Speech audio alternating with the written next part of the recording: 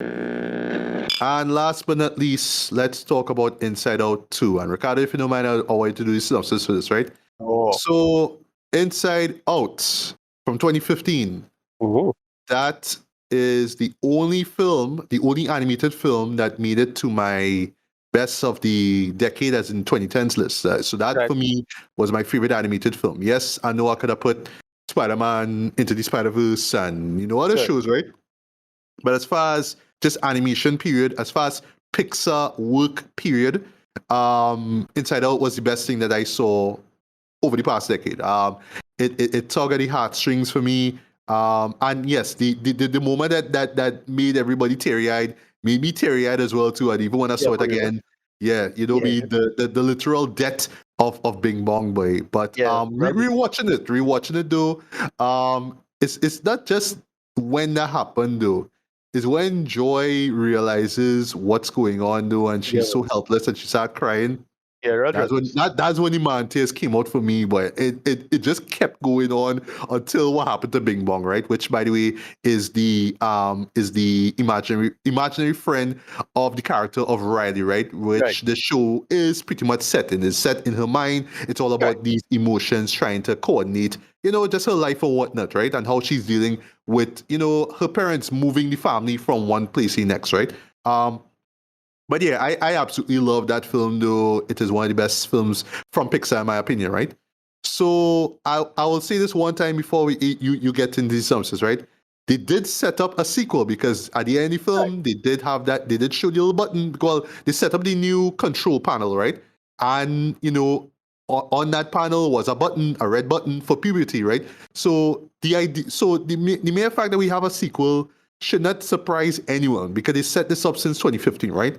Yeah. But I know, and I've seen some reviews of it. I see some people like, all right, we really needed a sequel to this. Like, really? Like, oh gosh, Disney only ran out ideas, blah, blah, blah, all that kind of stuff, right? And this kind of brings up a really interesting topic when it comes to the Pixar sequel, right? So the crown jewel when it comes to the sequel to the Pixar sequel still remains Toy Story, right? Somehow Toy Story 2, 3, and 4, right? Which nobody asked for, were great. Like I love all 4 films. 2 and 3 especially. Yeah. Like 3 could have very well been the end, but they were like, nah, let me do a 4. Let me do a 4, and 4 is great. And now we supposed to be getting a 5, like a 5, like oh gosh, like you end the story like where Woody and Buzz could go any further. Like, all right, we had the Lightyear prequel. Okay, so what? You're gonna get my Woody. All right, I would have no problem with a Woody prequel, right? Let me just do. Well, there's not the same thing. Remember, this is right. the real world. This is the real movie that Lightyear is based on. Right. Kind of like a reboot of that. That's why Lightyear don't work, because Lightyear too distant from the paradigm of what they set up now. Yeah, I still liked it for what it was, but I didn't love it, right? But point is, so while there is like that still remains the crown jewel when it comes to sequels, right? But then you have stuff like say The Incredibles 2, which was fine, decent, but I don't remember much of it. Nowhere near as good as it was. Yeah, exactly, right. So this is where where Inside Out 2 kind of falls into, right? Is it a sequel that is up there like the Toy Story sequels, or is it like the Finding Dory? Yeah, is it like the Finding Dory or the Incredibles, where I kind of tell myself out here, or where Cars. or Cars, which I never. Cars 3. Cars 2 is trash. But Cars 3 I never bothered to watch Cars 2. I heard it was bad. Yeah. Yeah, no, Cars 2 is pretty bad, but Cars 3 is like what Cars 2 should have been. That is like the real sequel. Like, yeah. Oh, okay, but yeah. Still kind of underwhelming, but good. Right. Fine. Yeah. So I kind of sell myself out here, right? So is it like the Toy Story sequels, or is it like if I had the cash and they put it out, if they like re-release it now as a combo pack, I buy Inside Out 1 and 2 on Blu-ray. Like I just get both films one time. I could just watch them in succession, you know what I mean? Like I kind of did, because I rewatched the first film and then the following day I saw Inside Out 2, right? So is it that, or is it like a Toy Story-esque, sequel-esque kind of quality? Is that what we get here, right? So Ricardo, before you jump into what Inside 2 is about, Did you enjoy Inside Out, the first one? Loved it. Right, All right. massive fan. Yeah, well, we that was one of our earliest reviews, if not our Yes, first. actually, that was the first review we did Our first because review. we Yeah, talked yeah. about that and Uh, Terminator Genesis. Look at that. Look at how things come full all circle, right, right? and Wow. I absolutely loved that first movie. That they just nailed the conceit so well. It was really clever. They had so many smart like plays on psychology, but also you're doing neuroscience, and they do it with the whole playing with various theories of psychology and ideas and that kind of stuff, and basically the concept of the homunculus premise, you know. And Yeah. yeah, they do all these like they had this real clever sequence where where everything became like abstract shapes and Yes, yeah, yeah, yeah, that scene is yeah. brilliant, Absolutely Dread. I brilliant. love And it. yeah, Yeah. and then emotionally where it goes, they're really, really naked. I mean, yeah, the Big Bang scene, right? Poor 40 for Big Bang, right? Yeah, Yeah, that boy. that stuff was really good. And that was like to me is Pixar firing on all cylinders. And that's how it works something. And yeah, am I getting to this one? Yeah, sure. Let's get into Inside Out Yeah. 2. And I will say for this, it's also kind of firing on all cylinders, right? Yeah, Not as good as the first. Not as good as the first. But it felt like a real return to form for Pixar. Like this feel like Pixar dread. They make it work. All right, agreed. Agreed. Mm. what this one does is that yeah, it basically jumps into puberty. Riley was like 11 or so, going to be 12. Yeah, she was 11 and the show end where she was 12. So Right, they smartly decided to have a jump into 13, right? So yeah. right. So they jump about a year and a half or so. And she now puberty getting into things as it is. And yeah, they follow up with that where they have now a bunch of new emotions, which makes sense.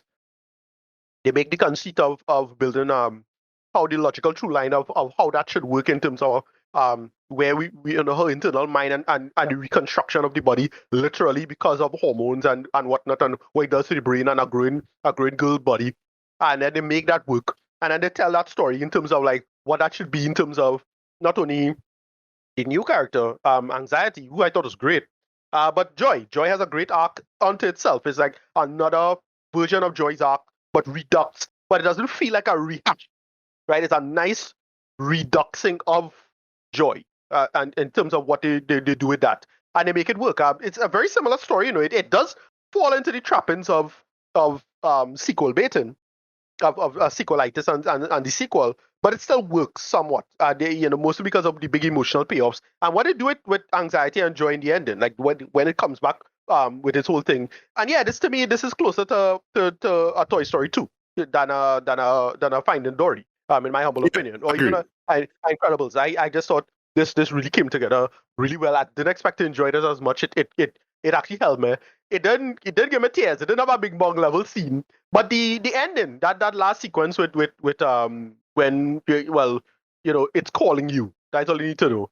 I thought that was a strong moment, like a really strong emotional moment, and I just yeah, I dug this. I thought this was a really really excellent sequel. Really, and it's I'll say it's probably the strongest non Toy Story sequel easily, right? Strongest sequel that's not Toy Story 2 and Toy Story 3.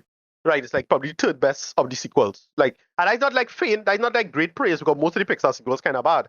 But this one is like, yeah, they do a really good job with this, and I didn't expect to enjoy it as much as it, and I really enjoyed it. Yeah, go ahead. Yeah, same here too. I really enjoyed it as well, not as much as the first one. Right, But in terms of that though, I do find it kind of refreshing that it's basically the same story being continued, but it's Pixar pretty much passing the torch to somebody else now to do the job, right? So right, instead of Pete Docter, it is Kelsey Mann. I believe that this is her debut feature, right, well, animated feature, right? And yeah, right, I thought that she did a really, really solid job, right? One thing that was noticeable, right, just from the jump, um, no Michael Giacchino. Is Giacchino? right. That's all, huh? I know Am I getting it properly? they made a handful of changes. They made a handful of Um, changes. I know Mindy Kaling is not in this. yeah, which I didn't know of till like I saw the Yeah, credits. Like, oh shit, that's right, not her. Okay, right? yeah, Yeah, Michael Giacchino, Michael right, Giacchino, yeah, right? Because I will not lie to you, the how to say, boy, the team, right? The musical team of Inside Out and just how it's performed on the piano. Brings the man tears out of my boy. It is just so beautiful, Yeah, boy. And especially when they come and do it to the end. That's great. yeah. So it's a new composer in this case, right? So because I noticed that the music is different, right? But I actually don't mind that, right? Because it would have been easy for Pixar to say, you know what? Let's just play on the familiar beats. Let's have Michael come back and do the score again. So you get people like me all teary-eyed and like, oh gosh, you bring back, right? And bring back Pig Doctor. So it's the same style with the story and whatnot. But I do applaud Pixar for saying like, look, let me just let's give the job to some newer people and let them do their thing, right? Whilst keeping the quality of the story. I thought that they did a solid job, right? But as I say before, no mean the killing here to play Disgusto. And I think that they got they replaced Anger as well too, right? If I'm not mistaken. That's all about. Let me check and make sure. That is not too. I didn't check the credits, to be fair. Oh no. It's Fear. My boy cover. Yeah. No, Fear they changed. They changed Fear because that was they changed Fear. Okay, because Fear originally was Bill Hader. Oh, that was Bill Hader. It's Tony Hale this time. Who's yes. It's Tony Hale. Yeah. Okay. But I did pick up on it though. And I'll admit, I actually got confused because Carl Hill McGill, Ayo Edeberry was going to be in it, but I did not know that she was Envy. I thought that she was Anxiety, so I was reminded. Actually, it is played by Maya Hawke. You would know her from Stranger Things, right? That's she big role. Yeah, I thought that voice acting was great. Here's the thing. I thought that the black friend that Riley had was her now because she's looked kind of like the character from The Bear a little bit. Oh yes, yeah, exactly. A little bit with head thing there, right? So like, yeah. So I thought it was that, but like, no, she played one of the emotions. Like, okay, cool. Yes. But yeah, I really dug the new emotions that come in, right? That would be envy, as you said before.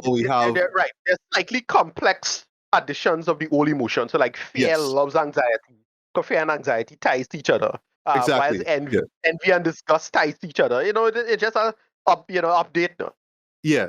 There's also Ennui. I think if I got the Ennui. Sorry. Yeah. Right. Who is just boredom, right? And it's more like it's more like a kind of boredom, but it's the thing that makes you sarcastic and tries to be all cool and that bullshit. Right. Yeah. That could have done a little better, but I suppose they had to concentrate in one character to make the beats work and the story work. As I say. Metaphors are not as good as the first one. Like I get they make a bunch of jokes like sarcasm. Okay, that kind of funny. Yeah, that was funny. Yeah. But unfortunately, the first trailer spoiled it. So I was like, all right. But when they play it out though, it was still funny, right? Embarrassment. That's a new emotion as well too. I like what they did with that character. That was pretty funny as well, right? Side characters. I like that. Okay, so there's a couple references. Let me just say not imaginary friends, but more like characters from Riley's own like childhood, right? Subconscious, right? Yeah. Two of which, well, the two of them actually just made for some of the funniest moments in the film, right? One being a video game character, I thought that was really funny. Next one being like this blatant '90s, kids show kind of character, right? Well, Dora the Explorer kind of figure, yeah. Yeah. And boy, mad points for the animation for both of them, though. Especially the video game character. It looked like legit late '90s pixelated Final Fantasy kind of shit. I was like, all right, that real great. And but it's not even a '90s character. It had to be a 2000s character because 2000s. Riley would be 11 in 2015, whatever it is, and I don't know. Assuming the same time. So is that exactly. We are old, right? There's another character that's supposed to be the deepest, her deepest secret, right? So I didn't stick around for the. All right, I didn't stick around for the end credits because it was spoiled online and I wouldn't spoil for you guys here. What happens or what the secret is. So I was like, oh, that's it. All right, well, I would have been a little bit let down if I had stuck around for like 8 minutes to see that, right? Yeah, me too. Because I remember from the last film we got no post-credit scenes. It was just a little montage stuff in the during the credits, which I love. But this one here, they do their own little spin on it, which was really cool. I like what they did there, right? as usual, though, Pixar with them visuals, boy, just still knocking out the park and whatnot, right?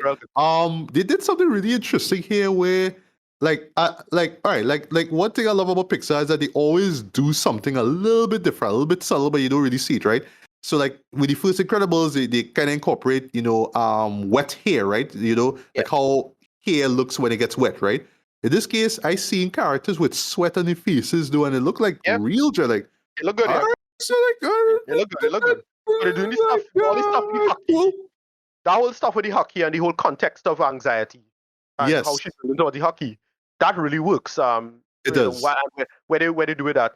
Yeah, but I thought the end point of anxiety was great. That moment when anxiety found out what she turned Riley into, and the state comes out, it's like, all right, that's a really strong moment too. It was. And while it didn't like hit me deeply, right? I can imagine people who. It's not Big Bug. Yeah, it's not a Big Bug moment, right? Yeah. But we could all relate to it though. If we are all, once we all, and it goes past just the whole teen phase, right? It's just about just being a human being, right? Yeah, we know what anxiety, like serious anxiety, like closer anxiety attack feels like, right? We endure it, right? And I was actually surprised that, this show is like, yeah, we're going to show this with this 13-year-old girl, and we're going to do that, right? But in the context of what she's going through, it makes a lot of sense, right? Without spoiling much, though, a character taps into the Speed Force thread, and I was like, word, okay. But again, in the context of what's going on, it makes a lot of sense, right? Voice acting is fantastic across the board. I mean, Amy Poehler could do no wrong in my eyes. She is joy. She just has a joyous voice to begin with, right? Ever since I was introduced to her through Parks and Rec, right? As Leslie Knope. This has this lovely voice about her, right? And she's perfect as Joy, right? I was glad that, Phyllis Smith come back as Sadness, because she just deals Sadness, right? Sadness is just such a fun character, right? This fella from Daily Show comes back. It's not him. Oh gosh, what's his name? Oh gosh, Black. Louis Black. Oh, Louis Black. Yeah, Louis Black is anger. Yeah, you know what I mean? I was surprised that, Mindy didn't come back to play Discuss, but I read after the fact why. And I was surprised that, Faye was replaced as well, too, right? But one thing I will give credit to the show here for is that they incorporate the other elements in Joy's adventure. Because in the last film, it was Joy and Sadness who had to rectify the situation. So want to get everybody. So like, Yeah, and it makes sense why, because basically they get booted out. They literally get kicked out, right? That's what happens, right? And it just made for a solid, albeit familiar, adventure, right? But it still works, right? Well, so all right. So I mentioned music, animation, just the story itself. I thought it was well too. I like how they flesh out Riley a lot more here, especially with her insecurities with meeting these older girls and trying to, be cool around them and all that kind of stuff. It makes a lot of sense. They set up a very plausible situation and then put the context of it. All of it. Yes. And it works, right? And I like, just like in the last film, they keep the story simple, right? It's not some elaborate thing that Riley is going through. It's just a hockey game. Well, sorry, it's part of this like weekend long, this 3-day hockey camp thing, and it's trying to, just trying to be the best that she could be. But so you'll understand why anxiety will push her, right? Literally push her just to be the best, right? But you can see how that fall apart, right? What happens? So what happens when anxiety takes over and you basically get, it's our term for this, catastrophizing. Anxiety just running the situation. That moment where Joy fights back in the ideas place. I thought that was a great little sequence.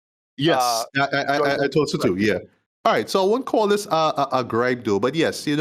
I didn't come out of it, with the mantis or whatnot. But this is a different film, you know what I mean? So I'm glad again, that Pixar didn't have to, hit the particular notes again and again. This is the moment that's gonna make people cry. But do that, right? But I can imagine people who go through anxiety and whatnot really related to this, right? Me is like I go through it, but not in a way, not in a degree that I have to get medicine. You know what I mean? Like it's not like that for me. You know what it's like? I know people who actually like this a lot more than the first. And you know what? Like, it kind of like Guardians of the Galaxy 1 and 2. It are real people who love Guardians 2 more than Guardians 1 and 3, by far. right? Because of what it was doing emotionally. Well, our good friend CC actually Right. ranked Guardians 2 as the best Very movie of the correct. decade. Yeah, yeah, yeah. So yeah, Yeah, yeah. And I don't agree. I don't agree, but I get why you would say that. And it's the same thing here. From what I understand, they absolutely nailed the anxiety, panic attack stuff with this really well.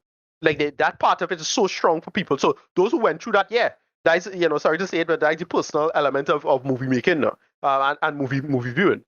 So yeah, that's why I don't think this works as well as the first one. But I can imagine a bunch of people telling you, no, this way better than the first one, and it's way better than most Pixar movies because of this, blah blah blah yeah. blah. Yeah. And if I just have just the gripe for me, it's very minor though.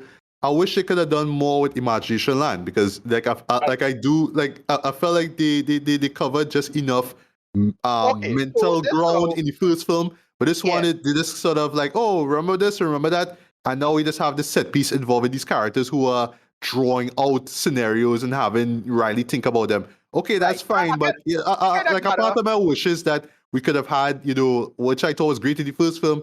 Yeah, the film sets where they were just filming all these dreams and whatnot. I wish No, they could right. have gotten that. They just kind of just say, yeah, we done with that, so yeah, it don't matter. No, yeah, Like, I kind of no. got her because anxiety took over. That's what happened to her. Like it reformed the whole situation. So like that. All But right. yeah, like Well, okay, well, like, for me, I personally didn't get that because, all right. So basically, Imagination Land was untouched right, before Anxiety came in, right? But this sort exactly. of felt like, okay, like in the world of Riley's mind, yeah, the whole film set stuff, we done with that. Like we Right. don't do that again. But it's like no, because everybody still dreams, right? Well, So exactly. No, I there's felt they could have had this mention it at least, but they kind of yeah. mention everything else, which is kind of weird, right? Right. No, yeah, it's just that, and you could say it's the subtext of filmmaking itself, and a big project, they have a bunch of good ideas, but they fuck it up because somebody told them Oh, shit. okay. Or they told them Yeah, it's a failure, and so on and so right. forth. You get it. Uh, they have a couple, like, again, I really wish they came up with, like, better jokes and just the obvious brain pun stuff, like sarcasm or brainstorm or something like that. They had, like, one little side joke that I thought was funny. First thing the the gum ad. They made a quick Oh yeah, reference. yeah. Which was a running gag in the first film. I like that. Right, Yeah. right. The stream of consciousness was cool. I thought that was okay. I like that. I That like could have been done how they exploit. Like yeah. So one thing I just Riley, love about the Inside Out films, so is that they just take these really complex themes, though, like these themes, right, yeah, and just express it in not so much simplified, but just like like anybody can watch it and be like, oh, okay, that makes sense to me, right? But it yeah, in no way is it like dumbing down what stream of consciousness is and exactly. blah blah blah. Yeah, yeah. It's just But it, it's just kind of telling it in a really straightforward kind of way, but not right, oversimplifying it though. You know what I right. mean? So I love And that. then they made, Yeah. they made they made like some great bits with it. Like there were a couple like okay, like she was just talking about pizza with a friend. So a slice of pizza show up, the Yes. type of pizza, what she like. But then they do the thing of her having to eat the food she didn't like, and she had to pretend that she liked it because she wanted to impress her friend, and that whole thing become a thing. And the little small things like that work. Yeah. As you see. It does. Um, Yeah. a really small joke that I like where they had it is future careers and Oh yeah, how they set that up, I thought right, that was actually right. pretty cool though. That And was that's really funny clever. because they Yeah. make one quick joke of ethnomusicologists. I'm like, what? It's like, Yes. and it's like that's funny because it's like, yeah, a child will just have this random ass job in their head, but Yep. it's not a thing now. But like, it's them making decisions about how they think about these jobs and not enough money, but this might bore me. And little small things like that, like I like. It's like they can make it. I didn't expect it to be so random or it is. Anyway, that's my last thing, and then make my last point. Yeah. Yeah, I'd say while not as good as clever as the first one, and something I should have mentioned, the core conceit of it, Turning Red kind of eat its lunch a little bit because Turning Red did this with puberty. Yes, it did. It did, So and it was that a lot more broad in terms of what they were saying. Here, right, it's I don't want to say simplified, but it's straightforward. But I felt like Turning Red went a little bit right. more This in is depth. You better. know what I mean? Which worked, which Right. I felt worked. Right. So Turning Red kind of eat its lunch a little bit, in that sense. Like because if Turning Red didn't exist, then I would have been like, all right, it do the puberty thing a lot better, blah blah blah. Because they decided to do puberty, but they say that from the first film, so it's fine, whatever.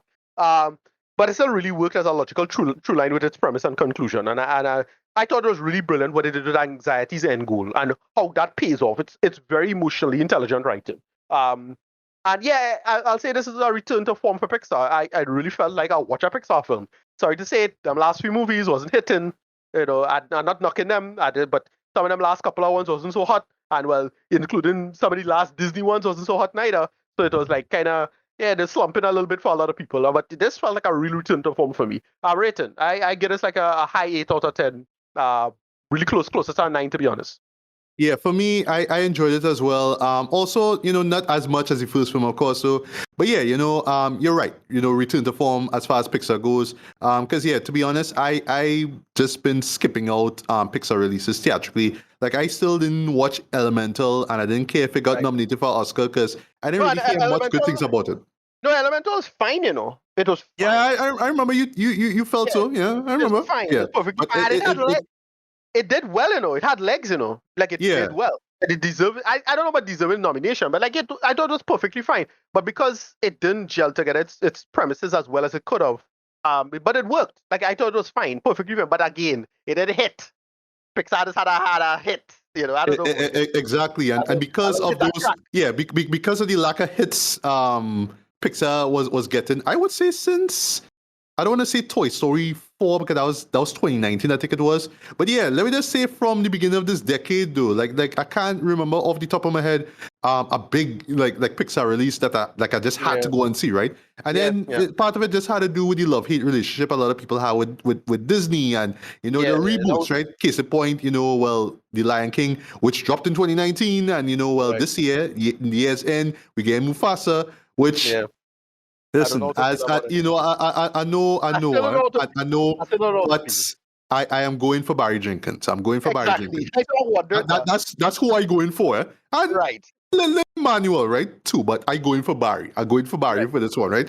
But anyway, but yeah, this is a solid Pixar film, and just a great follow-up from the last film, right? Yeah. So for me, rating-wise, I'm gonna give this a decent to strong 4 to 5, right? I would recommend if you haven't seen the first one in a long while. Rewatch it. It still holds up. And like for me, I do see myself buying both films, right?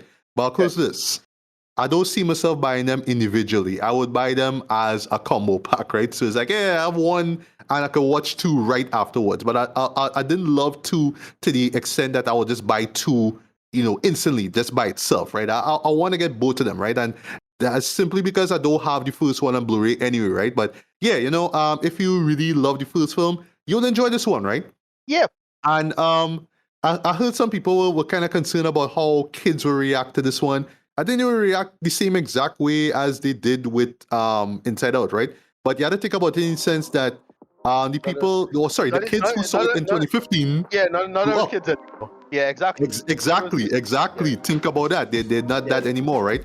But still, kids and teens and parents could watch this and appreciate its messages and all that kind of stuff and enjoy it for what it is, right? So yeah, that's the best compliment I could give this show. So it's in theaters right now. Go see it. It's worth checking out, man. Yeah.